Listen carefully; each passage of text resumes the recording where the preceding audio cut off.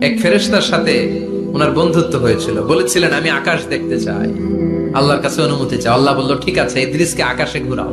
প্রথম আকাশে ঘুরলেন, দ্বিতীয় আকাশে ঘুরলেন, তৃতীয় আকাশে ঘুরলেন, চতুর্থ আকাশে ঘুরলেন। ইন দা মিন টাইম চতুর্থ আসমানে মালাকুল মাউত পৃথিবীর দিকে নেমে আসছিল। ওই ফেরেশতা বলে, মালাকুল মাউত আপনি কই যান? মালাকুল মাউত বলে, একটু আগে আল্লাহ ফরমান জারি করেছে চতুর্থ আসমানে আমার নবী ইদ্রিসের রূহ কবজ করো। সুবহানাল্লাহ। আমি বললাম, আল্লাহ আপনার পাঠানো নবী সাইয়েদনা ইদ্রিস থাকে দুনিয়ায়, চতুর্থ আসমানে পামু কই? আল্লাহ কয় কথা নাই, দৌড় দে। আমি দৌড় দিলাম, এসে দেখি ইদ্রিস আলাইহিস সালাম এখানে রেডি। সুবহানাল্লাহ। ওয়া রাফা'নাহু মাকানান আলিয়্যা। ইদ্রিস আলাইহিস সালামের রূহ কবজ দুনিয়ায় হয় নাই, চতুর্থ আকাশের মধ্যে হয়েছে। একটু চিৎকার করে পড়বেন সুবহানাল্লাহ। এরপরে সুলাইমান আলাইহিস সালাম, উনি তো মরে নাই, মরছে। উনি জিন চালাইতো, উনিও মরবে। শক্তিশালী একজন নবী ছিল। উনি মালাকুল মাউতকে বলেছিলেন, মালাকুল মাউত আমার মৃত্যুর সুয়াইয়া সামান্য কিছু আগে আমারে বইলো, আমার একটা কাজ আছে। মালাকুল মাউত মৃত্যুর কিছু সময় আগে এসে বলল, সুলাইমান টাইম ইজ আপ, সময় শেষ, অল্প কিছু সময় বাকি, কি করবেন করেন। সাইয়েদনা সুলাইমান জিনদেরকে ডাকলো, জিনেরা বিশাল একটা প্রজেক্ট আছে, প্রজেক্টে কাজ শুরু করো। আর কিছুদিনকে বলল চারদিকে গ্লাস ফিটিং করা একটা রুম বানাও। সাইয়েদনা সুলাইমান আলাইহিস সালাম গ্লাস ফিটিং করা রুমের ভেতরে ঢুকলেন। এই রুমে ঢোকার দরজা নাই, হাতে একটা লাঠি নিলেন। কি নিলেন? লাঠির মধ্যে ভর করে দাঁড়িয়ে রইলেন আর জিনদের দিকে তাকিয়ে রইলেন। জিনেরা এত বদমাশ ছিল, সাইয়েদনা সুলাইমান দাঁড়িয়ে না থাকলে কাজ করতো না। ছিল ফাঁকিবাজ। কি ছিল? দাঁড়ায় না থাকলে আজও লোকজন কাজ করতে চায় না, ঠিক কিনা? মালিক দাঁড়ায় থাকলে ঠিকই কাজ হয়ে যায়।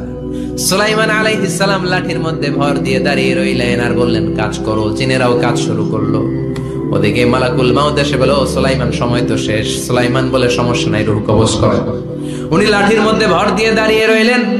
গ্লাস ফিটিং করা রুমের ভিতরে কোরআন সাক্ষী।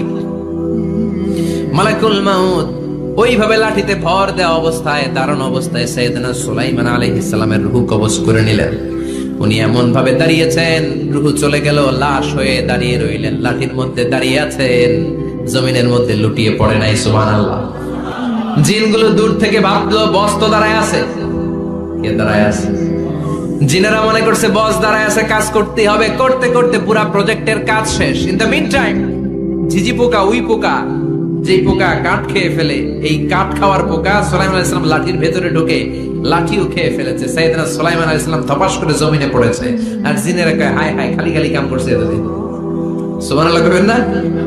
সুলাইমান আলাইহিস সালাম বাঁচতে পারেন, চলে গেলেন। মুসা আলাইহিস সালাম মরছে। উনি মরবে কেন? উনি তো খালি মারে।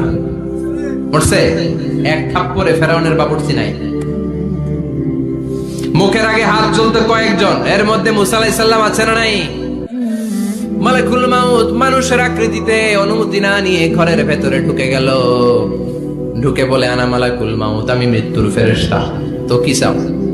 জিতু আন আকবাদা রূহাক, আপনার রূহ কবজ করতে আসছি। কিন্তু মুসা আলাইহিস সালাম দেখতেছেন দিব্য একজন মানুষ। কি দেখে? আবার সালাম দেয় নাই, অনুমতি নিয়েও ঢুকে নাই। ওমিয়া অনুমতি নিয়ে ঘরে ঢোকার দরকার আছে না নাই? মুসা আলাইহিস সালামের মেজাজ বড় গরম। উনি বললেন, কি করবি? কয় আপনারে মারবো। কয় এদিকে আয়।